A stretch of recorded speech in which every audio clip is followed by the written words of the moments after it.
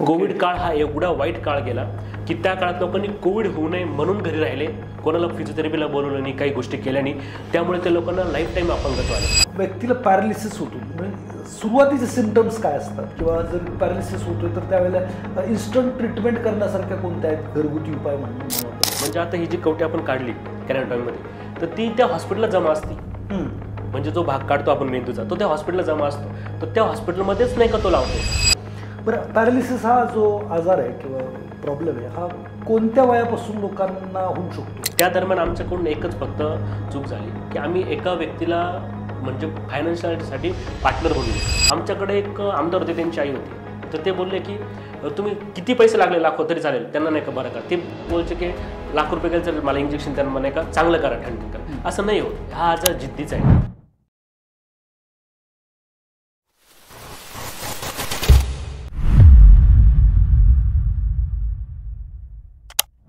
नमस्कार, Vijita corner the real hero या पॉडकास्टमध्ये मी आकाश गुंदावले तुमचं मनापासून स्वागत करतो. मित्रांनो, तुमचे मनापासून धन्यवाद की तुम्ही या पॉडकास्टला महाराष्ट्रातला सगळ्यात फास्ट ग्रोईंग पॉडकास्ट बनवलेला आहे. सो आज आपल्याकडं पुन्हा एकदा डॉक्टर भूषण गायकवाड आलेले आहेत. लाखो लोकांना त्यांनी पॅरालिसिसच्या झटक्यातून उभारण्यासाठी मदत केलेली आहे, कुटुंबांना मदत केलेली आहे आणि खूप साऱ्या केसेस त्यांच्याकडे अशा आहेत ज्या मी स्वतः पाहिलेल्या आहेत.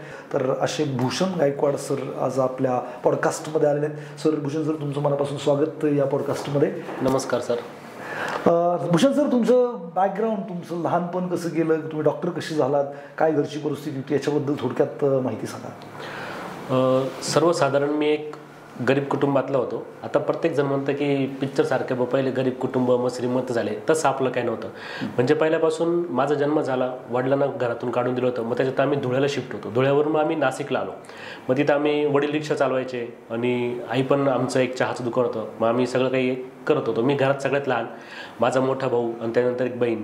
मग आम्ही असं एक आमचं चालू होतं. आणि त्यातलं त्यात नाही का सगळ्यात महत्त्वाचं म्हणजे मोठ्या भावाला आणि बहिणीला पैशाच्या अभावामुळे शिक्षणापासून वंचित राहावं लागलं. पण त्यांच्या दोघांची इच्छा होती, वडिलांची पण, की शिकव. त्यामुळे ते मला कायम सपोर्ट करत गेले आणि शिक्षणामध्ये त्यांनी मला खूप मदत केली. त्यानंतर मग मी 10वी 12वी करत गेलो आणि माझे काही मित्र पण चांगले की ते मला अभ्यासिकेत घेऊन जायचे, मग अभ्यास करतो. आणि मी इव्हन 12वी सायन्सला असताना पानटपरी देखील चालवली. मी आमच्या एरियातलं कोणाला पण विचारलं ना की आप्पा गायकवाड त्यांची मुलं, तर ते सगळे म्हणतील की कलाकारच येते. तर मी पानटपरी चालली आहे, पंचाचं दुकान होतं आमचं. सगळ्या गोष्टी या स्ट्रगलमधून, म्हणजे इव्हन एवढे वाईट दिवस होते ना आमचे की खाण्याचे सुद्धा आमचं खूप स्ट्रगल होते. आता खूप लोकांना वाटतं की खायला काय लागतं, त्यावेळेस नाही का ते जे काळ होता, वडील कमवायचे, सगळ्या गोष्टी कमवायचे, पण लोकांकडून जे पण काही पैसे घेत होते टक्केवारीने त्याच्यातच सगळं काही पैसा निघून जायचा. म्हणजे खूप कमी याच्यातून नाही का म्हणतो ना आपण की जगायचं म्हणून चालू आहे असं. म्हणजे इव्हन आमचं जिथं आम्ही नवीन घर घेतलं होतं काकांच्याच, म्हणजे काकांनी घर घेतलं आणि आम्ही तिथं राहत होतो. तर नवीन एरियामध्ये होतं, तिथं कोणाची सत्यनारायणची पूजा असेल, कोणाची काही घरभरणी असेल, कोणाचं वर्ष श्राद्ध असेल, तर ओळख नसल्याने सुद्धा. आणि मी अशा एरियात राहतो की तिथं सगळं मिडल क्लास असतं. आम्ही सगळे आमचे 10-15 मित्र आम्ही कंटिन्यू जायचो. ओळख असेल किंवा नसेल तरी जेवण करूनच जायचं, आज आपलं ठरलं आहे असं. या परिस्थितीतून पुढे जात राहिलो. त्याच्यानंतर मग मला हे पण माहिती नव्हतं की सायन्स काय असतं, आर्ट्स काय असतं. पण मग वडिलांचे मित्र होते की त्यांनी सांगितलं की मुलगा हुशार आहे तर तुम्ही त्याला सायन्स घ्या. मग सायन्स घेतलं. मग त्याच्यानंतर नाही का कोणत्या डॉक्टर की करायची हे पण माहिती नव्हतं. मग त्यातच आमच्याकडे एक देशमुख डॉक्टर आहे, त्यांनी सांगितलं की यांचं नाही का नवीन कॉलेज आहे SMBT मेडिकल कॉलेज, तर तिथं तुम्ही नाही का त्यांचं करा, फॉर्म भरा. मग तिथं फॉर्म भरला, नंबर लागला आणि त्यानुसार मग सगळ्या काही गोष्टी होत गेल्या. आणि अशा प्रकारे मग एक डॉक्टर झालो. डॉक्टर झाला असताना सुद्धा मग मी 3rd इयरला असल्यापासून जॉब करायचो सिक्स सिग्मा हॉस्पिटलला. सिक्स सिग्मा हॉस्पिटलला मी त्यावेळेस 3rd इयरला असताना फक्त ऑब्झर्वेशनशिप म्हणून होतो. मला तिथं 3000 रुपये द्यायचे. मग त्यामध्ये चालू होते दिवस, सगळ्या काही गोष्टी चालू होत्या. वडिलांचं पण चालू होते. त्यानंतर फॅब्रिकेशनचं काम करायला लागले. दिवस सुधारत होते हळूहळू. आणि भाऊ पण कामाला लागला. भाऊने शिक्षण सोडून दिलं. मग त्यांनी नाही का सगळ्या ह्या गोष्टीतून बाहेर, आपल्याला कसं याच्यातून बाहेर काढता येईल, मग त्यामुळे तो वडिलांना खूप कंटिन्यू मदत करायचा आणि आम्ही त्याच्यातून बाहेर येत होतो. बऱ्यापैकी चांगलं चालू होती सुधारणा. आणि अशा दरम्यान मग मला नाही का येऊन जाऊन, जे आमचं नाशिकवरून येऊन जाऊन SMBTला, तर बसचं जास्त भाडं होतं. मग त्यामुळे त्यांनी मला तिकडेच हॉस्टेलच ठेवलं, सगळं काही हे केलं. आणि असा हा प्रवास एकंदरीत चालू झाला. मग या सगळ्या डॉक्टरकी शिक्षण करण्यामध्ये फक्त माझ्या मनात एकच भीती होती की जर मी नापास झालो तर माझ्या घरचे शिक्षण सोडून देतील. त्यामुळे मी 1st इयरला मी पास व्हायला पाहिजे म्हणून नवशा गणपती म्हणून फेमस आमच्या नाशिकला, त्यांना 101 नारळ कबूल केले होते. मी 101 नारळ कबूल केले की पास करवा द्यावा मला, मी तर प्रयत्न करतच आहे तरी पण. आणि मेडिकल फील्डमध्ये असं असतं ना मेडिकल कॉलेजचं, की आमच्या बॅचला 50 मुलं होते, त्याच्यापैकी आम्ही 13 जण पास झालो. बरं. हो. आणि त्यातल्या त्यात पण नाही का, मी पण असं काही एवढं खूप हुशार वगैरे काही नव्हता, म्हणजे मुली बाकीच्या होत्या आणि 3 ते 4 मुलं आम्ही पास झालो होतो. मग त्यामध्ये मी चौथा होतो असं, म्हणजे शेवटून पहिला नंबर असा. ओके. आणि असं काही नाही, पण मग ज्यावेळेस नाही का या सगळ्या जबाबदाऱ्या पडत गेल्या, मग सिक्स सिग्माला मी कंटिन्यू जॉब करत होतो. मी इंटर्नशिपला आलो त्यावेळेस आम्हाला सिव्हिल हॉस्पिटलला पोस्टिंग राहायची. मग सिव्हिल हॉस्पिटलला सकाळी जायचं, नाईटला नाही का सिक्स सिग्माला जॉब करायचा. अशा या सगळ्या एकंदरीत गोष्टी चालू होत्या आणि मग त्यातूनच पुढे पुढे आम्ही जात राहिलो. मग या सगळ्या दरम्यान माझा जो मित्र आहे डॉक्टर राजेंद्र, त्याला पॅरालिसिस झाला. मग प्रत्येकाचं एक आयुष्यात ठरलेलं असतं की मी काहीतरी करेल. आता कोणतं पण खूप लोक असे आपले मधले की 50% लोक असे की ते जॉब करताय फक्त, म्हणजे दिवस चालू त्यांचे बस, दिवस चालू ध्येय नाही काय असं. पण मला त्या माझ्या पार्टनरला पॅरालिसिस झाला, म्हणजे मित्राला. त्याच्यामुळे मला असं कळलं की जगण्यामध्ये आपल्याला नाही की एक त्याच्यातून सेवाभाव पण भेटला, आपल्याला उत्पन्न पण म्हणजे एक पोट भरते आपलं. आणि त्यातल्यात नाही का असं काही काम आहे की जे आपण केलं ना तर त्याच्यातून आपल्याला सॅटिस्फॅक्शन भेटतं. म्हणजे इव्हन एवढं वेळ ना की त्यासाठी नाही का घरच्यांना हॅट्स ऑफ केलं पाहिजे, विशेष करून पत्नीला, की जास्तीत जास्त वेळ आम्ही पॅरालिसिस सेंटरला असतो आणि कमीत कमी वेळ घरी असतो. त्यातल्या त्यात पण मग घरच्यांना, माझी वाईफ पण डॉक्टर आहे, ती पण स्वतःची ती ओपीडी चालते. मी घरी आलो का ती जाते, ती आली का मी जातो. आम्ही रात्री म्हणजे माझं 11-1 वाजेपर्यंत नाही का भेटतो आम्ही 11 नंतरच. असं दिवसभर बिझी असतात, दिवसभर बिझीच असतो. आणि तुम्हाला तुमच्या नाशिक जे पॅरालिसिस सेंटरला मदत करतात काही? हो, नाशिक पॅरालिसिस सेंटरला पण ते येत राहतात, मदत करत राहतात सगळ्या गोष्टींना. आणि आमचा आता पसारा खूप प्रमाणात वाढलाय, म्हणजे पूर्ण महाराष्ट्रभर तर होतच. आता आमचं नाही का आउट ऑफ स्टेटचे पण खूप पेशंट असतात, बाहेरच्या देशातले पण पेशंट असतात. मग या सगळ्या गोष्टी मॅनेज करणं आणि तिथला नाही का पॅरालिसिसचा आजार असा आहे ना, त्यामध्ये आपण स्वतः वैयक्तिक लक्ष घालणं खूप गरजेचं असतं. म्हणजे आता बाकीच्या आजारांमध्ये कसे आपण मेडिसिन लिहून दिल्या, सिस्टरने फॉलो केल्या आणि ती ट्रीटमेंट चालू झाली आणि पेशंटला त्याचा रिझल्ट आला. पण ह्या आजारात तसं नाही की पेशंटचं काम 80% आणि डॉक्टरचं काम 20%. बरं. म्हणजे आपण ज्या गोष्टी त्यांच्याकडून करून घेऊ तेच नाही का त्याच रिझल्ट येण्यासाठी महत्त्वाचे आहे, तेव्हाच पेशंट आपलं हे चांगलं होऊ शकतं. आणि त्यामुळे आमचा जो सक्सेस रेशो आहे तो 99.5% पेक्षा पण जास्त आहे. मग त्यामुळे पेशंट लवकर कव्हर होता. आणि पॅरालिसिसचा आजार असा आहे ना, त्यामध्ये पेशंटला जे सुरुवातीचे 6 महिने असतात ते खूप क्रुशियल असतात. सुरुवातीचे 6 आठवडे, त्याच्यानंतर 6 महिने, त्याच्यात फास्ट रिकव्हरी होती. एकदा 6 महिने झाले, 1 वर्ष झालं, त्याच्यानंतर खूप स्लो रिकव्हरी होती. म्हणजे ज्याला कोणाला पॅरालिसिसचा अटॅक येईल त्यांनी तात्काळ 6 महिन्याच्या ट्रीटमेंट सुरू करणं गरजेचं आहे.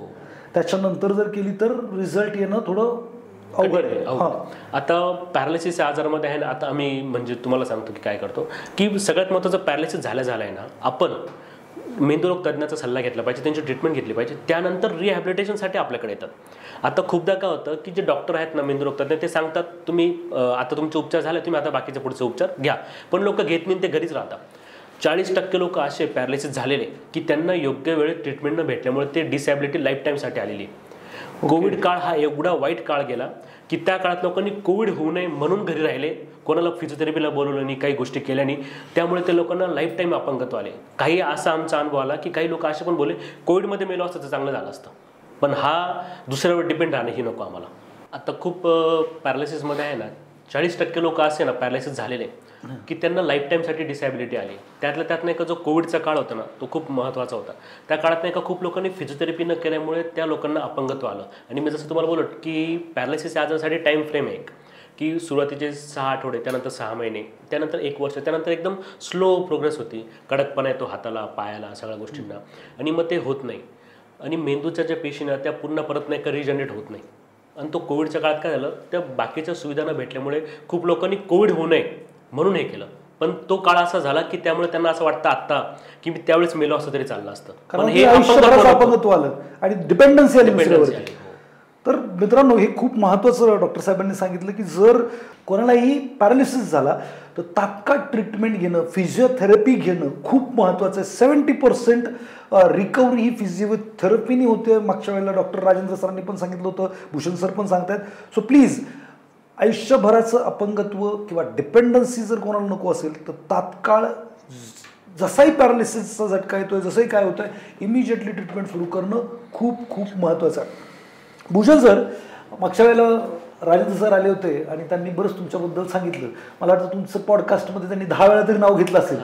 तर तुमची मैत्री कशी झाली जरा थोडंसं मला जाणून घ्यायला interest आम्ही आहे. दोघं आहे ना हॉस्टेलमध्येच होतो. मी फर्स्ट इयरला असताना CR होतो. तर ते सगळे गावाकडचे, मी शहरातला आणि बाकीचे गँग सगळे ती गावाकडचे. त्यांनी तर मला एकदम मारायचाच विचार केला होता की हा जास्त शहाणपणा करतो, याला पहिलं मग आपण शांत करू. मग त्याच्यानंतर आमची ओळख झाली. आम्ही दोघं एका रूममध्ये शिफ्ट झालो. आम्ही दोघं रूममध्ये राहायला लागलो, सगळ्या गोष्टी करायला लागलो.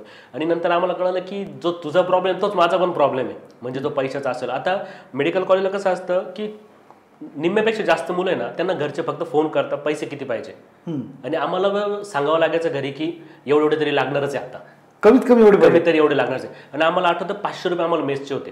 हा तेवढे तरी आम्हाला लागणारच आहे बा. मग आम्ही त्या दोघं त्याच परिस्थितीतून बिलॉंग करतो, त्यामुळे आम्ही मग चांगली मैत्री घट्ट होत गेली आमच्या सगळ्या गोष्टीतून असं. बरं, जेव्हा राजेंद्र सरांना पॅरालिसिस झाला तेव्हा काय विचार तुमच्या डोक्यात चालू होते? ते एक जवळचा मित्र होता. नाही, त्यांना जो पॅरालिसिस झाला ना, तो तर मी मानतो की तो माझ्याच चुकीमुळे झाला. हो, कारण ज्या वेळेस काय आलं माहिती आहे का, मी तुम्हाला जसं बोललो की मी ड्युटीलाच होतो आणि ती इनिशियल फेजमध्ये होतो. मी 6 सिग्मा हॉस्पिटलला जॉबला होतो. तर मी ते नाशिक रोडला मल्टीस्पेशालिटीला त्यावेळेस जॉबला होते नाईटला. तर मी तिकडे गेलो, मी पाहिलं की असं आहे पॅरालिसिस. म्हणजे मला असं वाटलं की पॅरालिसिस, मला त्याबद्दल खरं सांगतो मी तुम्हाला, पॅरालिसिस मला त्यावेळेस काहीच अवेअरनेस नव्हता, की काहीच माहिती नव्हतं. मी डॉक्टर असून देखील. आणि मी बघितलं तर तिथले डॉक्टर काय बोलले की राहू दे इथं, आपण नाही का त्यांना या सगळ्या गोष्टी करू आणि नीट होऊन जातील. मग मी MRI वगैरे केला, रात्री आम्ही गेलो MRI केला, सगळ्या गोष्टी करणार. आणि माझी मिसेस डॉक्टर दीपिका गायकवाड, आम्ही सोबतच होतो. मग मी आलो तिकडे नंतर सकाळी, मग माझी मिसेस सोबत आली. मग ती बोलली की इथं कशाला करता, आपण 6 सिग्माला घेऊन जाऊ हॉस्पिटलला. मग आम्ही तिकडे घेऊन आलो हॉस्पिटलला. त्यावेळेस तिथले जे मेंदुरोग तज्ञ ना, ते बोलले की तुम्ही जर रात्रीच त्यांना आणलं असतं, आपण रात्रीच त्यांना थ्रोम्बोलाइज केलं असतं. पॅरालिसिस या आजारामध्ये सुरुवातीचे जे 4 तास असतात ते खूप इम्पॉर्टंट असतात. जसं हार्ट अटॅक येतो त्यावेळेस आपण नाही का रक्तपातळीचं इंजेक्शन देतो, तसं ब्रेनचा ज्यावेळेस अटॅक येतो, रक्ताची गुठळी होती, त्यावेळेस यंग एजमध्ये BP कंट्रोल असेल, बाकीच्या गोष्टी व्यवस्थित असेल, तर आपण जर नाही का त्यांना रक्तपातळीचे इंजेक्शन दिले तर तो पूर्ण डिसॅबिलिटी होणार नाही पेशंटची, आणि पॅरालिसिस म्हणतो रिकवर होतो 100%. ओके. तर तेच जर मी केलं असतं तर त्यांचा पूर्ण हा वर्षभरचा काळ गेला ना. त्यामुळे मी असं मानतो की ती माझीच चुकी झाली, की त्यामुळे त्यांना नाही का पूर्ण वर्ष वाया जावं लागलं. पण तुम्ही ते त्याच हॉस्पिटलमध्ये का ठेवलं, तिकडे का नाही 6 सिग्माला का नाही नेलं? मला पगार होता तुम्हाला सांगितले 5,000, आणि त्यात नाही का 6 सिग्मा हॉस्पिटलला एका दिवसाला ICUचा खर्च 10,000. तर मी विचार केला याचे घरचे पण येणार नाही आणि नंतर मला भर लागला तर मला पण नाही करता येणार, मी कुठून आणू पैसे. हा सगळ्यात मोठा प्रॉब्लेम झाला. पण माझी बायको महत्वाचा विषय हा, जेव्हा आजार होतो तेव्हा आपण पहिला विचार करतो पैशाचा, आणि मग त्याच्यामुळे जे परिणाम होतात ते फार खतरनाक होतात. सो जिथं सगळ्या फॅसिलिटी आहेत तिथं गेलं पाहिजे. आणि मे माईट बी जर पॅरालिसिस सारखा अटॅक असेल, जसं डॉक्टर साहेबांनी सांगितलं 4 तासाच्या आत जर रक्त पातळ होण्याची औषधं दिली तर मे माईट बी जे काय अपंगत्व येणार आहे ते येणार नाही आहे. सो हे न्यूरोसर्जन, न्यूरोफिजिशियन यांच्या सल्ल्याने ते करणं खूप गरजेचं आहे. तर इथून पुढं हे प्रत्येकापर्यंत पोहोचलं पाहिजे. कोणालाही हे आजकाल हायपर टेन्शन हे नॉर्मल आहे आणि हे कोणालाही होऊ शकतं. सो प्लीज थोडंसं हे डॉक्टर साहेबांच्या शब्दावरती लक्ष ठेवा, ते जे सांगतायत. Yes, sorry for disturbance. तेच, त्यामुळे मला असं वाटलं की ही माझी चुकी की माझ्यामुळेच त्यांना पॅरालिसिस झाला. त्यानंतर मग त्यांनी पूर्ण ते 1 वर्ष पूर्ण वाया गेलं, सगळ्या गोष्टी गेल्या. मग आम्ही प्रत्येक न्यूरोफिजिशियनकडे जायला लागलो. म्हणजे आम्ही इवन 6 फिजिओथेरपी, मला आठवतं फिजिशियन, की त्यांच्याकडे आम्ही गेलो. प्रत्येकाने वेगळे सल्ले दिले. मग त्यानंतर ते पूर्ण खचले होते.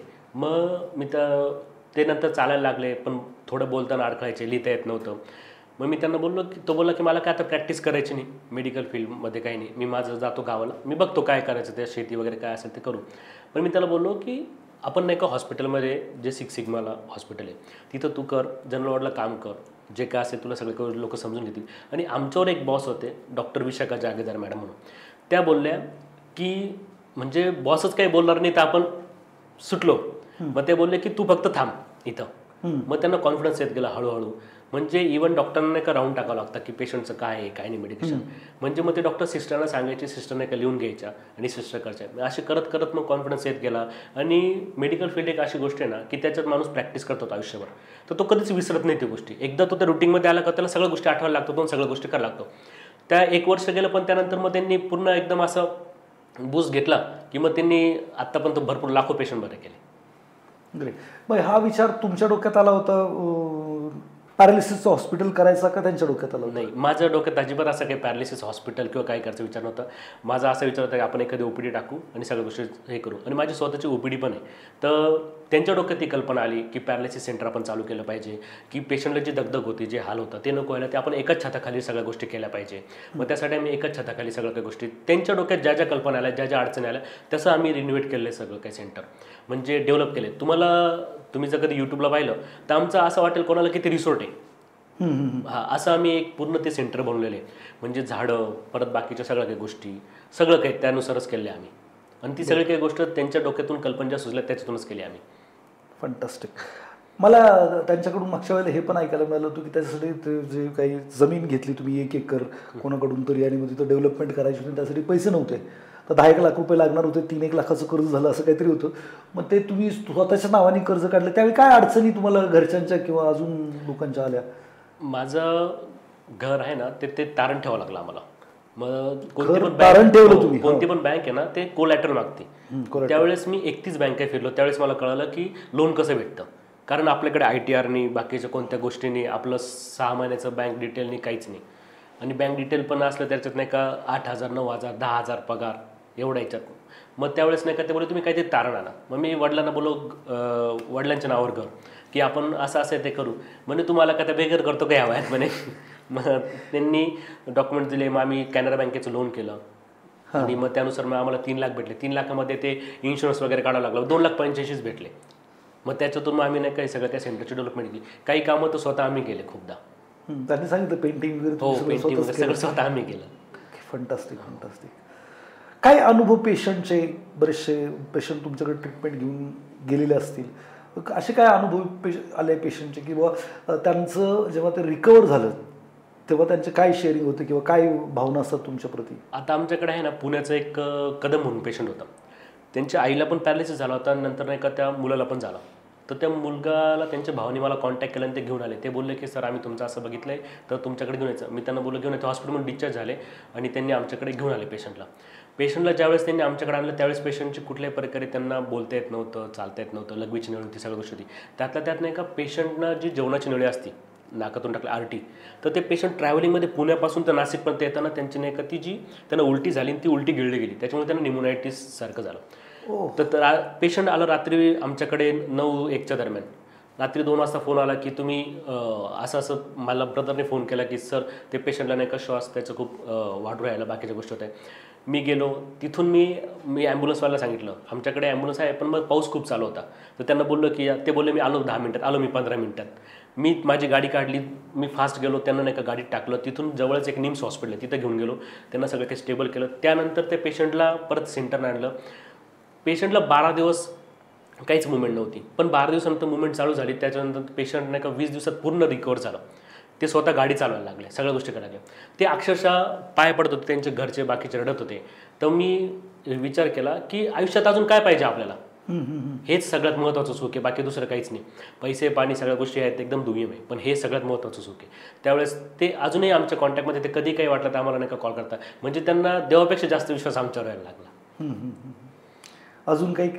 आणि त्याच दरम्यान आमच्याकडे एक निगोत म्हणून पेशंट होतं, ते मुंबई साईडचंच होतं. तर त्या पेशंटला ज्यावेळेस आणलं ना, त्यांची ती आई पण कोणत्या परिस्थितीतून आली, काय आली, त्यांनी कशी ॲम्ब्युलन्स करून आणली. आणि सगळ्यात महत्त्वाचं काय माहिती का, म्हणजे मी मेडिकल फील्डला दोष नाही देणार किंवा, तर हा जो खर्च आहे ना, तो काही लोकांच्या खर्च आटोक्यात नाही आहे. म्हणजे ॲम्ब्युलन्सचा असेल, बाकीच्या गोष्टीचा असेल, तर त्यांनी ॲम्ब्युलन्सचे कसे तरी खर्च केले, तिथपर्यंत आणलं. पेशंटला पण सगळ्या गोष्टी होत्या, म्हणजे नाकातली नळी होती, लघवीची नळी होती, आणि ती लेडीज, तर त्यांना काही कळत पण नव्हतं काय चालू आहे काय नाही. आणि त्यांच्यासोबत कोण त्यांचं करणार, त्यांची आई. त्यांच्या आईचं वय 75, मुलीचं वय 42. तर हे सगळं काही त्यांची आई रोज यायची, रोज रडायची, डॉक्टर साहेब कधी बरे होतील, कधी बरे होतील. कमीत कमी 5-6 दिवस तर त्यांचा मला हाच प्रश्न राहायचा, मीच त्यांच्यासमोर कसं उत्तर देऊ. कारण हा पॅरालिसिस आजार आहे ना, की कधी पण 10 दिवसात, 15 दिवसात, 20 दिवसात असं बरा होणार नाही.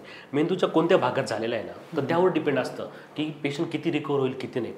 आम्ही जरी आत्तापर्यंत लाखो पेशंट पाहिले असतील ना, पण सगळेच पेशंट 100% रिकवर होत नाही. मग ते निघत आजी हळूहळू रिकवर झाले, त्यांची नळी निघाली, बाकीच्या गोष्टी निघाल्या, चालायला लागल्या. आत्तापर्यंत आम्ही तो व्हिडिओ टाकला आहे तसं यूट्यूबवर, तर तुम्हाला वाटणार पण नाही की ह्या पेशंटला पॅरालिसिस होऊन गेलेला आहे.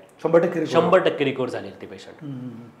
आणि त्यामध्ये आम्हाला असं एक, त्या मावशींनी जाता अक्षरशः रडल्या त्या, की बुवा डॉक्टर साहेब खरंच मला नाही का तुम्ही ह्या वयात जो मला मानसिक त्रास होणार होता तो तुम्ही माझा वाचवला. की मला जवळ ऐकून बोलणं किंवा बाकीचं म्हणजे मी तसं त्याबद्दल त्यांचं काय असेल त्याने पण मग त्यांच्यावर जबाबदारी होती सगळी काही आईवर त्यांच्या. असं पण असे काय वाईट अनुभव वाईट पेशंट भेटले का? तुम्ही लाखो लोकांना बरं करून पाठवलं, चांगलं काम करता, पण काही असे पण घटना घडलेल्या असू शकतात की जिथं तुम्हाला वाईट अनुभव आला? वाईट अनुभव असा सांगण्यासारखा तर म्हणजे खूप कमी आहे, 3-4च असतील. प्रत्येक पेशंटला काय वाटतं की आम्ही डॉक्टरांकडे गेलो ना तर 100% गॅरंटी पाहिजे, आम्ही नीटच व्हायला पाहिजे, आमचं पेशंट नाही का चाललंच पाहिजे, सगळ्या गोष्टी बोलल्याच पाहिजे. तर हे सहजासहजी शक्य नाही होत. मेंदूच्या कोणत्या भागात झालं आहे काय झालं आहे जसं मी मागे सांगितलं तर त्याच्यावर डिपेंड असतं की पेशंटची किती रिकव्हरी होईल. आणि प्रत्येक पेशंटची 100% रिकव्हरी होत नाही, काही ना काही डिफॉर्मिटी राहून जाते. स्वतः डॉक्टर राजेंद्र कडणार आहे ना त्यांच्यासुद्धा त्यांना त्या हाताने लिहिता येत नाही, काही ना काही गोष्टी राहून जातात. पण काही लोकांचे एक्सप्रेशन खूप जास्त असतात की हे व्हायलाच पाहिजे, तर ते तसं होत नाही. आणि दुसरा एक अजून वाईट अनुभव म्हणजे की आमच्याकडे एक असं पेशंट होतं म्हणजे तुमच्याच पुण्याचं, म्हणजे पुण्याचे किती उदाहरण देऊ असं झालं काही चांगले एक वाईट. तर ते पेशंट आमच्याकडे आलं, त्यांच्या रिलेटिव्हने सोडलं, 10-15 दिवस राहिले, त्याच्यानंतर ते बोलले मी पैशाचे ॲडजस्टमेंट करायला गेले, ते गेलेच. हो. त्याच्यानंतर आम्हाला म्हणजे त्या पेशंटला स्वतः खाण्यापिण्यापासून त्यांचं सगळं करण्यापासून तो पेशंटला बोलता येत नव्हतं, तो रडायचा, सगळ्याच गोष्टी करायचा. फक्त त्यांचं कवटीचं ऑपरेशन म्हणजे म्हणतो आपण क्रॅनोटॉमी केली होती, तर त्यांना क्रॅनोप्लास्टी करणं गरजेचं होतं. आणलं त्या स्टेजमध्ये तर कोमामध्ये होते, पण आमच्याकडे आल्यावर ते बोलत नव्हते, फक्त इशारे करायचे. पण मग ते बाकीच्या गोष्टी करायला लागले, ते जेवण करायला लागले, त्या सगळ्या गोष्टी करायला लागल्या. तर आमची एकच इच्छा होती की तुम्ही या, त्यांचं जिथं क्रॅनोप्लास्टी करायची गरज आहे ना, म्हणजे आता ही जी कवटी आपण काढली क्रॅनोटॉमीमध्ये तर ती त्या हॉस्पिटलला जमा असती. म्हणजे जो भाग काढतो आपण मेंदूचा तो त्या हॉस्पिटलला जमा असतो, तर त्या हॉस्पिटलमध्येच नाही का तो लावता येतो. बरं, हा, मग तिथं त्यांना घेऊन जा, तेवढं करा, बाकीचं आम्ही करू, तुम्ही पैसे नका देऊ, काही नका करू, पण एवढं तर करा. तरी त्या लोकांनी नाही का आम्हाला कुठल्याही प्रकारे काही रिस्पॉन्स दिला नाही. शेवटी आम्हाला नाही का कायदेशीर मार्ग अवलंबून लागला नाही, सगळ्या गोष्टी कराव्या लागल्या. म्हणजे इव्हन एवढे सुद्धा अनुभव येतात. ग्रेट. असं कधी झालं का की हॉस्पिटल सुरू केलं, तुम्ही सांगितलं की 3 लाख रुपयेच कर्ज मिळालं आणि ते स्वतःच काम करायला लागत होतं, असं कधी वाटलं की यार ह्याचं भविष्य काहीच नाही आहे आणि हे बंद करून टाकावं, बस झाला तर लय वैतागलो? खूपदा तर आम्हाला आमचे मित्रच बोलले असतील की त्यांनी त्या रानावनात चालू केलं काहीतरी, तिथं कोण येत असेल ते तर बंदच पडणार आहे. म्हणजे इव्हन काही फॅमिली मेंबर सुद्धा बोलले की ते बंदच पडणार सेंटर, तुम्ही काही धावपळ करत बसू नका. माझ्या घरापासून मखमलाबाद पॅरालिसिस सेंटर 21 किलोमीटर आहे. रोज स्प्लेंडरवर जाणं, सगळ्या गोष्टी करणं. म्हणजे इव्हन माझे तर सुरुवातीच्या काळात असे हाल होते की पेट्रोल सुद्धा नसायचं, तर ते कसं तरी ॲडजस्ट करून आम्ही सगळ्या गोष्टी केल्या, पण आम्ही टिकून राहिलो. त्या दरम्यान आमच्याकडून एकच फक्त चूक झाली की आम्ही एका व्यक्तीला म्हणजे फायनान्शियलसाठी पार्टनर बनवून घेतलं होतं. तर त्यांनी काय केलं, नंतर त्यांनी स्वतः परत मग असं काही एक आमच्यासारखंच एक सेंटर चालू केलं. हे आमच्यासाठी फक्त वेदनादायी होतं. त्यांनी सांगून केलं असतं ना तर आम्हाला काही वाईट नसतं वाटलं की बॉ मी असंच तुमच्यासारखं सेंटर चालू करतोय. कारण आमच्या दोघांचा उद्देश हाच होता, म्हणजे माझा स्वतःचा पण डॉक्टर राजेंद्रचा, की पैसा पाण्यापेक्षा पेशंटचे हाल नको व्हायला, पेशंट स्वतःच्या पायावर चाललं पाहिजे म्हणून आपण हे सेंटर चालू करू. बरोबर, हाच आमचा उद्देश होता. मग त्याला ते थोडं एक हे झालं, बाकी काही नाही. त्यांनी ते सेंटर चालू केलेलं चालू आहे का बंद पडलं? नाही, चालू आहे, त्यांचं पण चालू आहे. काय अडचण नाही. उलट मी तर म्हणतो आम्हाला सांगून केलं असतं ना तर आपली पण मदत झाली असती, आणि उलट आम्ही लोकांना सांगितलं ते पण आमचंच आहे असं. ते थोडंसं पार्टनर घेतलं तुम्ही फायनान्शियल सपोर्टसाठी आणि त्यांनी परत एकदा स्वतःचं सुरू केलं. ठीक आहे, काय हरकत नाही. आता भविष्यात तुम्ही काय आणखीन काही फ्रँचायझी करण्याचा विचार करताय किंवा एक्सपांड कसं करणार? इतर आता तुम्ही नाशिक पुरतं मर्यादित आहात, पुण्या मुंबईवरनं लोक येऊ शकतात किंवा जवळच्या सिटीजमधनं लोक येतील, पण पूर्ण देशामधून लोकांना कशी सेवा करू? आता आमच्याकडे प्लॅन आहे का तुमच्याकडे? आमच्याकडे आहे ना काही तामिळनाडू, गुजरात, कर्नाटक, बिहार इथपासून सुद्धा पेशंट येतात. तर आमचं पण असं मागे असं डोक्यात आलं होतं माझ्या, पण डॉक्टर राजन त्यांनी मला समजून सांगितलं की आपण हे चालू का बरं केलं आहे. पॅरालिसिस या आजारामध्ये 20% काम डॉक्टरचं आहे आणि 80% काम पेशंटचं आहे. आपण बाकीच्या कसं असतं ट्रीटमेंटमध्ये, त्यांनी मेडिसिन लिहून द्यायचे आणि सिस्टरनी फॉलो करायचे आणि ते सुरू होतं. ह्या आजारामध्ये जोपर्यंत आपण लक्ष देत नाही तोपर्यंत पेशंट रिकवर होत नाही. म्हणजे कमीत कमी पेशंटला चांगलं होण्यासाठी, म्हणजे त्याच्यावर पायावर चालण्यासाठी त्याला आपल्याला मानसिक सपोर्ट देणं गरजेचं आहे, त्याच्याकडून सगळ्या गोष्टी ॲक्टिव्हिटी करून घेणं गरजेचं आहे. आपण जरी विचार केला की आपण समजा एक्सपर्ट लोक ठेवले, काय केले, पण जी तळमळ आपल्याला आहे ती त्यांना राहणार नाही. ते जे मला डॉक्टरांनी समजून सांगितलं राजेंद्र सरांनी, मग त्यावेळेस मी ठरलं की नाही ठीक आहे आपण हेच करू, आणि ज्यांना वाटेल ते येतील, ज्यांना नाही वाटलं त्यांना राहू देऊ आपण. तुमचं काही पुढे एक्सपान्शन? नाही, तसं काही आमचा प्लॅनच नाही आहे. बघू भविष्यात जर काही वाटलं तर तसं चांगले लोक भेटले तर आपण करू. व्यक्तीला पॅरालिसिस होतो म्हणजे सुरुवातीचे सिम्पटम्स काय असतात किंवा जर पॅरालिसिस होतोय तर त्यावेळेला इन्स्टंट ट्रीटमेंट करण्यासारख्या कोणत्या आहेत घरगुती उपाय म्हणून आपण? आता कसं माहिती आहे का, माणसाने नाही का ज्याचं काम त्यांनीच करावं, मी या मताचं आहे. आपल्याला जर असं वाटलं की आपल्या हाताला नाही का ताकद कमी लागते किंवा पायाला का ताकद कमी लागते, खूप घाम येतोय, डोकं दुखतंय, मुंग्या येत आहे हाताला पायाला किंवा एक प्रकारे लुळा पडलाय, तर अशा वेळेस आपण तिथल्या जवळच्या मेंदुरोग तज्ज्ञाकडे जावं. मेंदुरोग तज्ज्ञाकडे जाण्याच्या अगोदर पण आपण MRI करावं, तात्काळ डॉक्टरांकडे जावं. असं केल्याने काय होईल की पेशंटला नाही का योग्य, जसं मी तुम्हाला सांगितलं की 4 तासाच्या अंतरात जर समजा रक्ताची गुठळी झाली असेल तर ते आपल्याला थ्रोम्बोलाइज करतील आणि त्यांचं पुढच्या सगळ्या गोष्टी आपल्याला टाळता येतील. सगळ्यात महत्त्वाचं पॅरालिसिस झाल्या एक्सपर्ट डॉक्टरकडे जाणं गरजेचं आहे. हे असं आमचं स्वतःचं प्रामाणिक मत आहे. हे एक्सपर्ट डॉक्टर म्हणजे मेंदुरोग तज्ञ, त्यांच्याकडे जायला पाहिजे. बरं, ते हे कुठे भेटतात मेंदुरोग तज्ञाचा बोर्ड तर मला बाहेर नाही. आता मेंदुरोग तज्ञमध्ये आहे ना न्यूरोफिजिशियन, जे न्यूरोफिजिशियन वेगळे, न्यूरोसर्जन वेगळे. जे मेंदूची सर्जरी करतात ते न्यूरोसर्जन आणि जे मेंदूचं बघतात ते न्यूरोफिजिशियन. आणि त्यात नाही का तुम्ही जवळचे जे पण तुमचे फॅमिली डॉक्टर असेल त्यांच्याकडे लगेच जायला पाहिजे. आता खूप लोक काय करतात, आम्ही असे पण काही हिस्ट्री पेशंटची घेतो ना प्रत्येक वेळेस, त्यावेळेस आम्ही असं पण अनुभवलं आहे की काही पेशंट त्यांचं डोकं दुखतंय 15 दिवसापासून 1 महिन्यापासून, तरी पण ते नाही का दुर्लक्ष करत आहे, पेन किलर खात आहे, डॉक्टरकडे पण जात नाही आहे. आणि डॉक्टरने पण जर समजा सांगितलं की तुम्ही MRI करून घ्या किंवा तुम्ही वारंवार BP चेक करा, तर ते दुर्लक्ष करतात. त्यांच्या मनात अशी धारणा असते की डॉक्टरांचे पैसे कमवायचे साधन आहे, म्हणजे MRI रिपोर्ट कशाला करतात. आणि पेशंट लोकांना वाईट काय वाटतं की मला डॉक्टरांनी MRI करायला लावला आणि त्याच्यात तर नॉर्मल निघालं, रिकामे माझे 4-5 हजार खर्च केले. ही पण लोकांची, पण त्यांना हे कळत नाही हे लाख मोलाचं शरीर आहे, तर त्यासाठी हे पैसा दुय्यम आहे, आपण शरीराकडे हे केलं पाहिजे. बरं, पॅरालिसिस हा फक्त मेंदू रिलेटेडच आहे का अजून काही पार्टला प्रॉब्लेम झाला तरी पॅरालिसिस होऊ शकतो शरीराच्या? कसं आहे, पॅरालिसिसचा आजार आहे ना फक्त मेंदूशी संबंधित तसं आहेच, पण त्याचप्रमाणे मणक्याच्यामध्ये जे आपले असतात, तर एखाद्या मणक्यामध्ये ॲक्सिडेंटली काही झालं किंवा मेंदूला मार लागला किंवा मणक्याला मार लागला, तर त्यामुळे देखील नाही का आपल्याला विकलांग होऊ शकतो. आता काही पेशंट आमच्याकडे असे पण आले जे क्वाड्रिप्लेजिया म्हणजे 2 हात 2 पाय ते पूर्ण विकलांग झाले. काही पॅराप्लेजिया म्हणजे फक्त पायांची पूर्ण काही ताकद गेली. अशा पॅरालिसिसचे पेशंट आमच्याकडे येऊन गेले की मी त्यांचं नाव सांगतो तुम्हाला. एक मोठे बिझनेसमॅन होते, तर त्यांना ते फक्त घरीच काम करत होते, ते पडले, तर उतारवयात काय होतं की हाडांची झीज होती, त्यामुळे ते पडले आणि त्यांच्या मणक्यात नस दाबली गेली. त्यांचं SMBT ऑपरेशन त्यानंतर ते आमच्याकडे आले. ते आमच्याकडे 3 महिने होते. तर त्या दरम्यान त्यांनी फक्त आमच्यावर विश्वास ठेवला. म्हणजे आता कसं आहे, पॅरालिसिसमध्ये तरी थोडाफार हातपाय हालायला लागतं, बाकीच्या गोष्टी व्हायला लागतात, पण मणक्याच्या आजारामध्ये पेशंटला थोडीशी मुवमेंट दिसायला 1 महिना लागतो.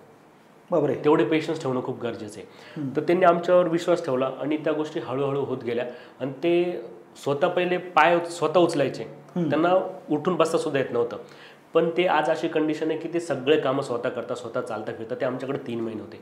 म्हणजे या आजारामध्ये एक वेळ देणं पण खूप गरजेचं आहे, पेशन्स ठेवणं खूप गरजेचं आहे. एक मुलगा होता आमच्याकडे भिवंडीचा, तो मुलगा स्विमिंग पूलमध्ये गेला, तिथून उडी मारली, पडला, तेव्हापासून त्याच्या पायाचं विकलांग झालं. बरं, तो राहायचा भिवंडीला, त्यांचं कोणते नाशिकला रिलेटिव्ह होतं, तर तिकडे आमच्याकडे घेऊन आले. त्याच्यानंतर त्या पण मुलाला 1.5-2 महिने लागले, पण मग तो पण व्यवस्थित झाला. आता जे मणक्यामध्ये जो पण काही पडतो पेशंट, मणक्यावर पडतो किंवा काय पडतो, जर त्या व्यक्तीला वाटत असेल की माझे हात आणि पाय लुळे पडत आहे किंवा त्याची ताकद राहत नाही, तर ते अशा व्यक्तीने सगळ्यात महत्त्वाचं एक कमरेचा बेल्ट तो यूज करून किंवा काहीतरी बांधून आणि ट्रॅव्हल करताना प्रिकॉशन घेऊनच केलं पाहिजे. काय होतं, खूपदा आमचं काही पेशंटचे असे पण अनुभव आहे ना की एखादा व्यक्ती पडला त्याला मणक्यावर आणि त्याला नाही का गावापासून शहरापर्यंत आणण्याची जी रिक्षा वगैरे कुठून तरी आणलं, तर त्याच्यात नाही का त्यांच्या मणक्याला अजून दाब पडत जातो आणि त्यांना असं अजून डॅमेज होत चालतं. मग त्याच्यामुळे पुढे रिकव्हरीला खूपच मोठा प्रमाणात प्रॉब्लेम येतो. तर अशा व्यक्तींनी जर समजा पडले असतील, मणक्यावर काही लागलं असेल किंवा ॲक्सिडेंटली काय झालं, तर त्या पेशंटला त्याचे मणके व्यवस्थित सरळ याच्यात ठेवूनच किंवा गादीचा सपोर्ट घेऊनच त्याला नाही का आणलं पाहिजे. ओके. बरं, पॅरालिसिस हा जो आजार आहे किंवा प्रॉब्लेम आहे, हा कोणत्या वयापासून लोकांना होऊ शकतो? 2 वर्षाचं जरी आमच्याकडे एक मुलगी होती, ती 2 वर्षाची होती, तर तिला GBS नावाचा आजार होता. लहान मुलांमध्ये मोस्टली इन्फेक्शन नंतर नाही का GBS होण्याचे चान्सेस असतात, गुलिन बारिन सिंड्रोम. तर असे पण काही आजार आहे की त्यामध्ये लहान मुलांना जास्त अफेक्ट होतं. तर त्या GBS हा नावाचा आजार बरा होणार आहे, चांगला होणार आहे, पेशंट पहिल्यासारखं होऊ शकतं. फक्त त्या पेशंटला बाकीचे काही उपचार न करता मेंदुरोग तज्ज्ञांचा सल्ला झाल्यानंतर आपल्याकडे आपण फिजिओथेरपी, पंचकर्म ह्या गोष्टी केल्याने पेशंट एकदम बऱ्यापैकी चांगले चालतात. आमच्याकडे असे भरपूर लहान मुलं पण येऊन गेलेले, म्हणजे इव्हन 2 वर्षाचे, 4 वर्षाचे, 11 वर्षाचे, 16 वर्षाचे, असं काही वय नाहीये, कधी कोणालाही होऊ शकतं. कोणाला येऊ शकतं. फक्त तो कोणता आजार आहे, आता जीबीएस म्हणजे काय माहिती आहे का, आपल्याच पेशी आपल्याला मारायला लागतात, डिजनरेटिव्ह चेंजेस होतात त्याच्यामध्ये मणक्यांच्या त्या नसामध्ये, त्यामुळे मग ते मेंदूपासून खालीपर्यंत जे काही मणके असतात ते कमांड देत नाही, मग त्यामुळे तो रिकवर व्हायला वेळ लागतो त्या आजाराला, त्यामध्ये पण खूप वेळ जातो. ओके. आहाराचा आणि पॅरालिसिसचा काही संबंध काय? तुमचा आहार कसा असला पाहिजे पॅरालिसिस न होण्यासाठी किंवा त्याला टाळण्यासाठी? आता आयुर्वेदामध्ये कसं सांगितलं आहे की तुमचा आहे ना आहार, जसं बाकीच्या लोकांना काय वाटतं की हृदय ते आपलं महत्त्वाचं आहे किंवा आपले जे किडनी ते महत्त्वाचे आहे, पण आयुर्वेदामध्ये सगळ्यात जास्त नाही का आपल्या आतड्यांना किंवा जे आपले पचनशक्ती त्याला खूप महत्त्व दिलेलं आहे. ज्या व्यक्तीचं रोजच्या रोज पोट साफ होत असेल, मी सांगतो 80% लोक असे ना की त्यांना अजिबात म्हणजे त्यांचं नाही का मोशन पास होत नाही त्यांची रोज सकाळी, त्यांना तर मोबाईल घेऊन कमीत कमी ते 15-20 मिनटं अर्धा तास बसता मग त्यांना मोशन पास होते. ज्या व्यक्तीची जे सकाळी गेले 5 मिनटं त्यांची मोशन पास झाली, समजायचं त्यांचं पचन व्यवस्थित झालं, त्या व्यक्तीला कुठल्याही प्रकारे आजार होणार नाही. पक्षाघात म्हणजे काय, जे वात आहे ना आपल्या शरीरातला त्याचं जे अनुलोमन गती ती विमार्गगमन होती, म्हणजे जे सुरळीत एका ट्रॅकने चालणार ते दुसऱ्या ट्रॅकला तर त्यामुळे तसं होतं, मग तो BP वाढतो, मग ते बाकीच्या गोष्टी होतात, मग सगळ्या गोष्टी होतात. म्हणून पचन हे खूप महत्त्वाची गोष्ट आहे सगळ्याच आजारांसाठी. बरं, ज्यांना समजा पोट साफ होत नाही अशा लोकांनी काय केलं पाहिजे? आता सगळ्यात महत्त्वाचं ना हाय फायबर डाएट, जे आपण जेवण करतो त्या जेवणामध्ये 8 तासाचं अंतर पाहिजे, वारंवार खात नाही राहायला पाहिजे. आपल्या या पचनशक्तीला पण नाही का एक आपला एक अग्नी आहे, आयुर्वेदामध्ये सांगितलं आहे, तो जो अग्नी आहे त्याला जर म्हणजे आपण एक गोष्ट खाल्ली, त्याला आपण एखादा गॅस पेटवला तर गॅस पेटवला, हो जठराग्नीचा, तर गॅस पेटवला आपण एखादा आणि त्याच्यावर एका मोठं पूर्ण पातेलं ठेवलं तर ते पातेलं शिजणार नाही, त्यासाठी मोठी शेगडी लागेल. तसंच आपली पचनशक्ती आपण ओळखावी. खूप खाल्लं म्हणजे चांगलं शरीराला निरोगी होईल असं होत नाही. तुम्ही कमी खा पण चांगलं खा आणि ते पचेल एवढंच घ्या. ओके. जनरली असं काही आहार वजन ठरवून देता येऊ शकतो का? नाही, वजन ठरवून नाही, ज्याचा जसा अग्नी तसा. म्हणजे आता माझ्यासारखे लोक आहे जे लीन थिन आहे ते सुद्धा भरपूर खातात आणि काही कफ प्रकृती जास्त ते सुद्धा कमी खातात, असं काही नसतं. फक्त आपल्याला पचतं किती आहे, आपलं पोट साफ होतं आहे आणि आपलं पचन व्यवस्थित होतं आहे की त्यावर सगळ्या गोष्टी अवलंबून असतात. आणि तसंच केलं पाहिजे आपण सर्वांनी. निरोगी राहण्यासाठी जास्त खाणं हे महत्त्वाचं नाही आहे, किती खायला पाहिजे, किती वेळ द्यायला पाहिजे ते खूप महत्त्वाचं आहे. ओके. म्हणजे जेवणामध्ये 8 तासाचं अंतर पाहिजे, सारखं कंटिन्यू खाल्लं नाही पाहिजे. काही व्हेज नॉन व्हेज असं काही नाही, तुम्ही व्हेज खा नॉनव्हेज खा, सगळ्या गोष्टी खाऊ शकता तुम्ही. आता नॉनव्हेज खायला पण नाही का एक अंतर पाहिजे आपलं, की तुम्ही आठवड्यातून एकदा खाऊ शकता, तुम्ही 15 दिवसातून एकदा खा. जर तुम्ही रोजच खायला लागले तर ते आतड्यांची जेवढी क्षमता नसते, जे आपण भाजीपाला किंवा बाकीच्या गोष्टी पचवू शकतो तसं आपण मांस नाही पचवू शकत. ओके. आहारामुळे सुद्धा भविष्यामध्ये आजार पॅरालिसिस सारखा होऊ शकतो, बाकीचे आजार पण होऊ शकतात आणि 100% होऊ शकतो. ओके. हो, आहार पण खूप महत्त्वाचा आहे त्यामध्ये. दुसरं काय करता येऊ शकेल समजा पोट वगैरे सगळं व्यवस्थित ठेवायचं असेल त्यासाठी तुम्ही पंचकर्ममध्ये, आता बघा सगळ्या लोकांचं कसं झालं आहे, फॅट झालं आहे की पंचकर्म करायचं, पण सगळ्यात महत्त्वाचं शास्त्रशुद्ध पद्धती काय सांगतात की प्रत्येकाच्या प्रकृतीनुसार पंचकर्म केलं पाहिजे. म्हणजे त्या व्यक्तीची प्रकृती कोणती आहे, तो काळ कोणता आहे, त्याच्यानुसारच प्रकृती सगळ्या आचार्यांनी ठरवून दिलेले आहे की ज्या त्या काळात नाही का ऋतूनुसार कोणतं केलं पाहिजे पंचकर्म. वात प्रकृती असेल तर त्या लोकांना बस्ती केली पाहिजे, पित्त प्रकृती असेल त्यांना विरेचन केलं पाहिजे, जी कफ प्रकृती असेल त्यांना वमन केलं पाहिजे. मग प्रकृतीनुसार सगळ्या गोष्टी केल्या पाहिजे. आत्ता काय झालं माहिती आहे का, खूप लोक नाही का फक्त दाखवण्यासाठी पंचकर्म पण करतात, तर ते पण नको व्हायला. ओके. पॅरालिसिस होतो याला मेजर कारणं कोणकोणती आहेत? पॅरालिसिस होतो आता मोस्टली आहे ना की तुम्ही जसं बोलले वयाचं अंतर, तर वयाचं पण काही नाही, व्यसन, व्यायामाचा अभाव हे सगळ्यात महत्त्वाचे कारण आणि आपला आहार, या 3 गोष्टी जर तुम्ही व्यवस्थित केल्या तर तुम्हाला कुठल्याही प्रकारे कोणताच आजार होणार नाही. आणि पॅरालिसिस या आजार होण्यासाठी महत्त्वाचं म्हणजे हायपरटेन्शन, ते सगळ्यात महत्त्वाची गोष्ट आहे. तर हायपरटेन्शन होण्यामागे आता बघा जे पण लोक टोबॅको खातात, यंग एजमध्ये का असं माहिती का फॅशन असते, जे लोक बाकीचे करतात ना रील स्टार, जे रील स्टार नाही म्हणते ना, जे लोक करतात पिक्चरमध्ये बाकीचे ते जसे स्मोक करतात बाकीचे करतात, तर त्याच्यामध्ये काय होतं टार नावाचं गोष्ट असते, तर त्यामुळे नाही का हार्टला त्रास होतो आणि आपला हृदयापासून मेंदूपर्यंत खूप जास्त प्रमाणात रक्तपुरवठा पोचला जातो. जसं आपण एखादी गोष्ट कोणाला पण काम सांगतो, जो मेन मॅनेजर आहे तो सांगतो की यांनी हे सगळं काही कामं करावे, तसं मेंदू सांगतो हे सगळं काही कामं करावे. पण मेंदूला जे पण काही काम करतं त्यासाठी जसं आपल्याला जेवणाला लागतं, पाणी लागतं, तसं मेंदूला न्यूट्रिशन लागतं, ऑक्सिजनयुक्त ब्लड लागतं, तर हृदय मेंदूपर्यंत घेऊन जातो.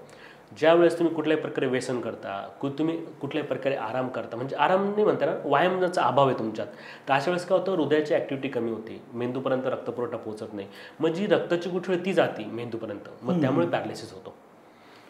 किती म्हणजे व्यायाम काय काय केलं पाहिजे आणि किती केलं पाहिजे?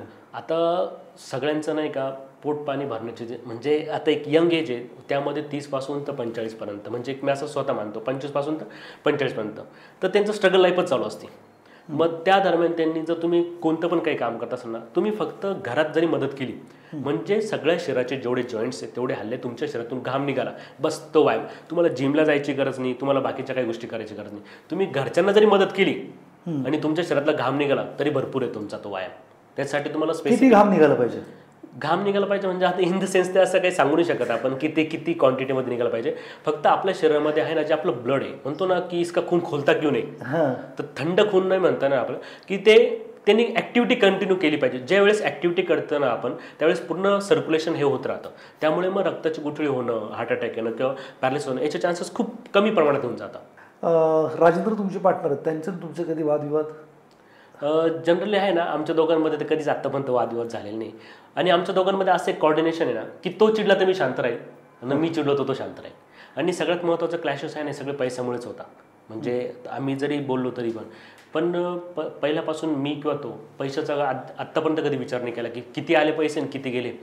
त्याला जे वाटलं त्यांनी ते डेव्हलपमेंट करावी, मला जे वाटलं मी त्याच्याकडून नाही का मागून घ्या पैसे बस. आत्तापर्यंत आम्ही एक हिशोब नाही केला किंवा कोणता बॉन्ड पण नाही केलेला. बरं एवढं आमचं आहे. आणि त्यातलं त्यात नाही का आमच्या बायका आहे म्हणजे जे दोघं डॉक्टर आहेत त्यांची पण मिसेस माझी पण मिसेस त्या पण जरा करतात त्यांचं म्हणणं असतं की तुम्ही आम्हाला वेळ द्यायला पाहिजे फॅमिलीला. आणि जेवढं आम्ही दोघं रोज फोनवर बोलतो तेवढं आमच्या बायका सुद्धा आम्ही लग्नाच्या अगोदर बोलत नव्हतो. म्हणजे तेच काही काही प्रॉब्लेम चालू असतात पेशंटचे सगळ्या गोष्टी आणि कंटिन्यू काही ना काही गोष्टी चालूच असतात. मग त्यांचं पण म्हणणं असतं की तुम्ही घरी वेळ दिला पाहिजे, बाकीच्या गोष्टी केल्या पाहिजे. बस त्याच्याच वर्ण जर झालं म्हणजे सांगतो की तू आज जाय मी आज जातो असं बस, बाकी दुसरं कधीच काही नाही. तुमच्या दोघांमुळे घरात काही भांडणं म्हणजे तुमच्या दोघांचं लई जमतंय म्हणून बायकोशी भांडण? नाही नाही, उलट आमचा तर तुम्हाला इन्सिडेंट सांगतो. तुम्ही असं बोलणार माझं तर लव्ह मॅच आहे पण तरी नाही का मी लग्न करायचंय मला दीपिकासोबत, डॉक्टर दीपिकासोबत. तर मी त्याला पहिलं दाखवलं की बघ अशी अशी मुलगी आहे, तुला काय वाटतं तुझ्या. मी माझ्या मिसेसला नाही ऐकलं, जर त्याचा होकार असेल तर मी लग्न करेन. आणि त्याची बायको बघायला मी गेलो तर त्यांनी पण बोललं की तुला जर बघ काय वाटतं तर आपण करून टाकू. जय वीरू की जोडी. हा जय. तुमच्या आयुष्यातले अशी 4-5 लोक ज्यांच्यावर तुम्ही आज इथं आहात? सर्वात महत्त्वाचं म्हणजे जे माझे वडील आहे त्यांनी खूप शून्यापासून सुरुवात केली आणि त्यांनी मला डॉक्टर केलं. माझा भाऊ म्हणजे वडिलांचं इव्हन ना की त्यांना त्यांचं शिक्षण फक्त 4थी झालेलं आहे, ते 4थी नापास आहे. तरी पण त्यांनी नाही का 4थी नापास असताना देखील बाकीच्या मुलांना नाही का म्हणजे त्यांचा कायम आम्हाला एक दबाव राहायचा. जर आम्ही बोललो ना की शाळेत 1 रुपया द्या आम्हाला नाही का बिस्किटचं, ते बोलचे घरी भाकरी मोडा. म्हणजे त्यांच्या स्ट्रिक वागण्यामुळे आम्हाला त्या काळात वाईट वाटायचं पण त्यांच्या स्ट्रिक वागण्यामुळे आज आम्ही चांगलं आहे. त्यानंतर माझा मोठा भाऊ दिनेश गायकवाड त्यांनी मला काय म्हणजे एवढी मदत केली की मी तो कामाला जायचा. मला त्यावेळेस एवढं माहिती नव्हतं की पैसे कसे येतात काय येतात. मी हॉस्टेल राहायचो तिथून मला जे पैसे दिले असायचे मी ते घरी असतो पण सगळं संपून टाकायचं आणि त्याला सांगायचं मला घ्यायला आहे. म्हणजे इथपर्यंत त्यांनी मला नाही का सगळं काही मदत केली पाहिजे. आत्ता पण देखील तुम्हाला कधी काय वाटलं तरी मदत करतो. त्यानंतर माझी मिसेस डॉक्टर दीपिका गायकवाड म्हणजे तिने मला इव्हन आम्ही मित्रांसोबत फिरायला जायचो. मी तुम्हाला जसं बोललो की आमचं लव्ह मॅरेजच आहे तर मित्रमैत्रिणीसोबत फिरायला जायचो. तिलाही पगार कमी होता मलाही, तर ती सुद्धा मला पैसे खर्चायला द्यायचे की बाबा याचे पैसे याच्या घरी खर्चायला होतील, याला नाही कसं कुठे जायचं असेल त्यांनी टाळाटाळ नको करायला बाबा मित्रांसोबत जायला नको कमी पण वाटेल. त्याच्यामुळे ती सुद्धा मला त्या काळात पैसे द्यायची. आणि तिचं एकदम असं स्ट्रेट फॉरवर्ड सवय आहे, थोडी चिडचिडी पण तरी पण ती मला सगळ्या गोष्टी मला काय वाटते ना ते समजून घेत राहते. त्यामुळे तिचं पण एक सगळं. आणि त्यानंतर माझी बहिणीने पण मला खूप एक असं मदत केलेली आहे सगळ्याच गोष्टींपासून पहिल्यापासून तर आत्तापर्यंत मी जे पण काही आहे ते. आणि असे भरपूर लोक आहे म्हणजे माझ्या आयुष्यात जसं डॉक्टरांनी मित्र आपण म्हणतो ना की एक असावं पण एक असावं तसं आहे. परत माझे भरपूर असे काही मित्र आहे ते पण मला करतात बऱ्यापैकी. बरं लोक इकडे पार्टनरशिप करतात, काही वर्षानंतर वादविवाद करतात, बाहेर पडतात. ज्या लोकांना आता तुम्ही एकत्र आलात कदाचित त्याच्यामुळे सफल आहात, तर ज्या लोकांना एकत्र यायचं आणि एकत्र राहायचं अशा लोकांनी कोणत्या टिप्स फॉलो कराव्यात? सगळ्यात महत्त्वाचं तुम्ही पैशाकडे बघू नका. पैसा हा येत जात राहतो. आणि एक अशी गोष्ट आहे ना की शेवटी आपण समोरच्याला ज्यावेळेस पण बघतो ना तर आपल्याला नजर भिडवता आली पाहिजे की बा जरी आपले काही क्लॅशेस असले काय असले किंवा तर आपण समोरच्याला बघता आलं पाहिजे आपल्याला. त्यामुळे पैशाचं जर तुम्ही जर सोडलं ना तर आत्तापर्यंत कोणत्याच पार्टनरशिप आहे त्या कधीच नाही का होत नाही क्लॅशेस त्यांच्यामध्ये. सगळ्यात महत्त्वाचं कारण हा पैसाच येत राहतो. तुम्ही तुमचं नाही का पोट भरल्यासारखं वागा, सगळं मलाच पाहिजे मीच नाही का हात राखून काम करेल असं केलं तर काही होणार नाही. पैशाचं पण आणि तू एवढं काम केलं मी एवढं काम केलं हे जर होत राहिलं तर. आणि आमच्या दोघांचं असं आहे ना की तू नसला तरी तुझ्या घरी मी थांबतो बा सेंटरला, असं आमच्या दोघांचं तुला त्रास कमी होऊ दे, हा, मी थोडं जास्त हो, घेतो. असं ओके, असं केलं पाहिजे. हो, असंच जनरली केलं पाहिजे लोकांनी. तरच होऊ शकतं. तुम्ही जर सगळं आपल्याकडेच ठेवायला पाहिलं किंवा आपलाच फायदा पाहिला तर मग ते काही होत नाही लॉंग टर्म. आणि इव्हन आमच्या दोघांमध्ये असं आहे ना की तुला जर वाटलं ना, म्हणजे आम्ही आमचं पॅरालिसिस सेंटर एक मंदिर मानतो. ज्या दिवशी जर वाटलं की तुझ्यामुळे पॅरालिसिस सेंटरला त्रास होईल तर तू ते सोडून जायचं. ओके, त्याच्यात काहीच आर्ग्युमेंट नाही पाहिजे का, म्हणजे काहीच नाही. ज्या गोष्टीमुळे आमच्या पॅरालिसिस सेंटरला धक्का लागेल ती गोष्ट त्यांनी नाही करायची. म्हणजे तो असेल किंवा मी असेल, ते आपण एक प्रामाणिक आपलं एक ध्येय आहे किंवा ते व्हायला पाहिजे. आणि त्याच्यात जर काही ते बाधा येत असेल तर मग ते नको करायला. Fantastic fantastic fantastic. डॉक्टर साहेब, तुम्ही एवढं सगळं चांगलं काम करताय, जर तुमचे जे काही पेशंट आहेत किंवा जे काही लोक आत्तापर्यंत ट्रीटमेंट घेऊन गेले आहेत, त्यांचे जर अनुभव ऐकायचे असतील तर लोकांनी कुठं म्हणजे जावं? आम्ही सुरुवातीला आहे ना असं व्हिडिओ काढणं किंवा यूट्यूबवर, पण आमच्याकडे एक पेशंट होते ढोले म्हणून, ढोले नाही त्यांचं नाव आठवत नाही मला, तर ते पेशंटने स्वतः बोलले की तुम्ही ही जी काही गोष्ट करते ती लोकांपर्यंत पोहोचावी, त्यासाठी तुम्ही यूट्यूब चॅनल चालू करा, इंस्टाग्राम करा. मग तेव्हापासून आम्ही या सगळ्या गोष्टी आहे ना यूट्यूबवर व्हिडिओ टाकत गेलो. किंवा यूट्यूब चॅनलचं नाव काय? नाशिक पॅरालिसिस सेंटर म्हणून आहे. त्याच्यावर आम्ही 2000 पेक्षा जास्त पेशंटचे टेस्टिमोनियल टाकलेले. ओके, हां, की त्याच्यात पहिले पेशंट कसं होतं, त्याच्यानंतर त्याची रिकव्हरी कशी असेल, त्याची जर्नी कशी होती, या सगळ्या गोष्टी आम्ही टाकत राहतो. मग त्यामुळे काय होतं की लोकांना कळतं की हा जर बरा होऊ शकतो आणि आपण करा. आणि खूपदा काय होतं माहिती आहे का की पॅरालिसिसच्या पेशंटमध्ये आहे ना खूप लोकांचे फोन येतात ना आम्हाला की आम्हाला 2 वर्ष झाले, 5 वर्ष झाले, तर आम्ही येऊ का ट्रीटमेंटला, आम्हाला तुमच्याकडे ट्रीटमेंट करायचीच आहे. तर आम्ही त्यांना स्पष्ट सांगतो की नका, कारण 1 वर्ष झालं ना त्यानंतर रिकव्हरी एका महिन्यात फक्त 1% होऊ शकते किंवा एकदम हळूहळू होती. आणि त्याला जगाच्या पाठीवर कुठे औषधं वगैरे काही नाही आहे. तर तुम्ही तुमचा वेळ आणि पैसे काही वाया घालू नका.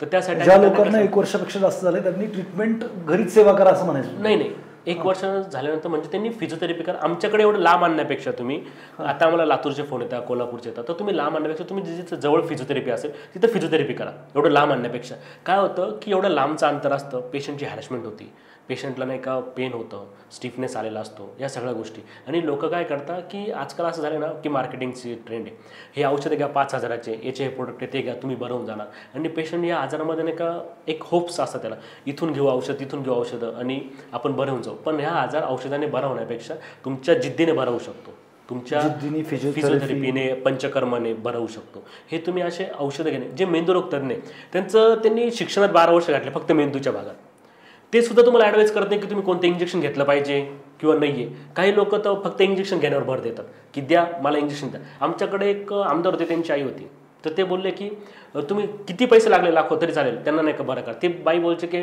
लाख रुपये गेले चालेल, मला इंजेक्शन त्यांना नाही का चांगलं करा, ठणठण करा. असं नाही होत. हा आजार जिद्दीचा आहे. यामध्ये पेशंटला आपल्याला स्वतःच करायचं सगळं काही. आत्तापर्यंत जेवढे पण पेशंट चांगल्यापैकी रिकवर झाले कमी दिवसात, त्यामध्ये पेशंटने स्वतः सगळ्या गोष्टी केल्या. म्हणजे त्यांनी खूप मेहनत घेतली आणि ते रिकवर झाले. आम्ही त्या फक्त निमित्त कारण त्या गोष्टीसाठी. आणि मी जसं तुम्हाला सांगितलं की ज्या लोकांना 1 वर्ष झालं असेल त्या लोक आमचे इन्स्टाला जे पण काही आम्ही व्यायामाचे व्हिडिओ दिलेले ते तुम्ही व्यायाम घरी पण करू शकता, किंवा जे यूट्यूबला व्हिडिओ दिले तुम्ही ते घरी पण व्यायाम वगैरे सगळ्या गोष्टी करू शकता. फिजिओथेरपी किंवा घरी काय घरगुती करता आले पाहिजे उपचार, ते सुद्धा आम्ही दिलेले. याने काय होतं, पेशंटचा वेळ पण वाचतो आणि पैसे पण वाचतात. आणि पॅरालिसिस या आजारामध्ये ना खूप लोकांचं म्हणजे जे नातेवाईक असतात ना, त्यापेक्षा पेशंट काय करतो, तो घरी बसलेला असतो, त्याच्या हातात असतो मोबाईल, तो कंटिन्यू पाहतो. इकडे ॲड आली, चला तिकडं, चला बांधा, चला तिकडं. जसं युद्धावर जायचं तसं चला पॅकिंग करा, आपण इकडे जाऊ, आपण इकडे भरवू, चला इकडे जाऊ, आपण तिकडे भरवू. तुम्ही पहिले खातर जमा करा.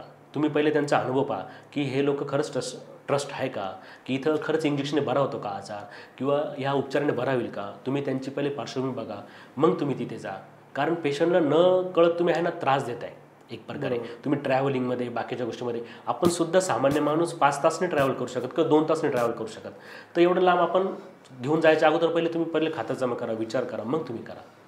त्यासाठी आमचं यूट्यूब चॅनल, त्यावर तुम्ही सगळ्या प्रकारचे व्यायाम, बाकीचे उपचार, ते सगळ्या गोष्टी करू शकता. आणि तुम्ही आम्हालाही पर्सनली कॉल करून विचारू शकता की डॉक्टर आम्ही आणू का नको आणू पेशंटला. बरं, तुमचा नंबर वगैरे? मी तुम्हाला, आमचा नंबर आहे 86 68 64 58 16 97 30 92 92 96. खाली मी याच्यामध्ये पण लिंकमध्ये पण टाकतो. या व्यतिरिक्त काही संदेश तुम्हाला द्यायचा आहे ऑडियन्सला?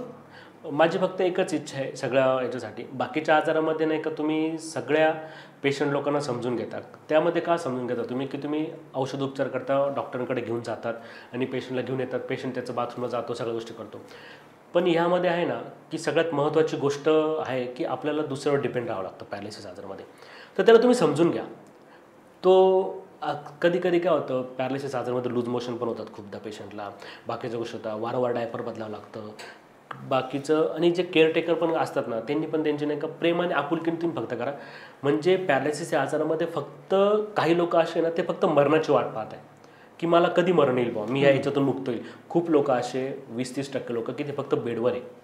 तर त्यांचं म्हणणं की आता तरी देवाने घेऊन जाऊ, म्हणजे हाल होण्यापेक्षा, असं त्यांचं म्हणणं. काही काही लोकांना तुम्हाला खोटं वाटेल सर, 15 वर्ष 5 वर्ष 10 वर्ष इतके सुद्धा झालेले की पॅरालिसिस होऊन की त्यांचं काही सुधारणा नाही आहे आणि त्यांना दुसऱ्यावर डिपेंड राहावं लागतं. तर तुम्ही त्यांना समजून घ्या, त्यांना प्रेमात घ्या.